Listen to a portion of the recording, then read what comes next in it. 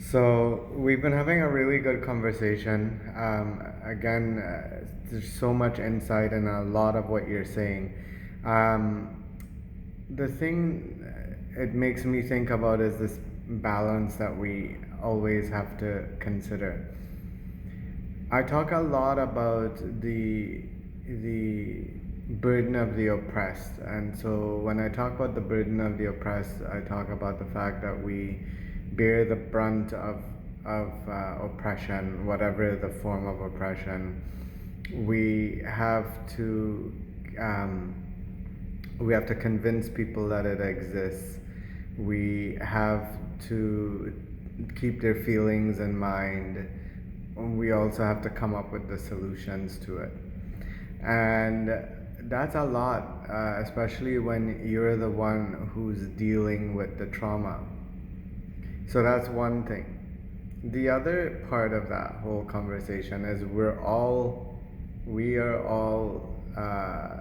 victims of and survivors of colonial systems, meaning that we've all been socialized a particular way. We've grown up in these systems, and even for those of us who are racialized, black, indigenous, any one of the many marginalized populations that you may think about, we all have some amount of internalized racism or internalized stuff from oppressive colonial systems that we have to deal with. So you're dealing with one thing, you are the one who carries the burden, and there's a lot there. You're dealing with the one that we have our own work, our own issues because we're products of the system.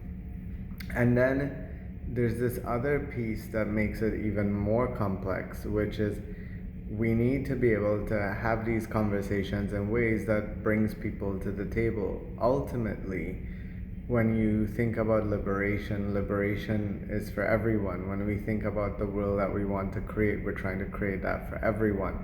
And what we're saying is that there are barriers that exist, that there are things that are preventing everyone from getting there. How do we navigate some of these realities um, and bring people together? Yesterday we spent time talking about why it's hard to address the privilege, even just the word privilege. So what does that mean? When I think about, for example, when we look at how many people said they would be interested in learning, about 140 people or 150 people hit like, and there's been about 40 people really engaging. So there's somewhere in there about 100 people who have chosen not to engage for whatever reason. Maybe I didn't set things up the best way, maybe the questions are too blunt, maybe, like, there's lots of maybes. What is the role of self? So now I want us to go even deeper internally. What is the role of self and addressing our own egos as we try to do this?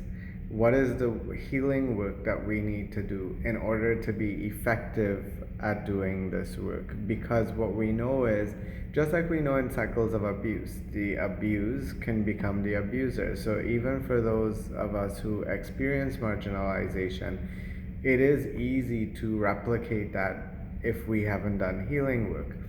Same thing when we're calling out, and I talk about calling out to call in, and that's also a burden that is on the people who suffer oppression, because they're being beaten down and they're having to consider, how do I tell you you're beating me down in a way that will bring you in? One of the things that's always hard is when you have to try and convince people in power that these are the real issues. These are the realities of the struggle. So my question is, what is the role of our ego in addressing this and coming to these conversations, and how do we do things in ways that can actually support our students, not just in a moment but for the long term?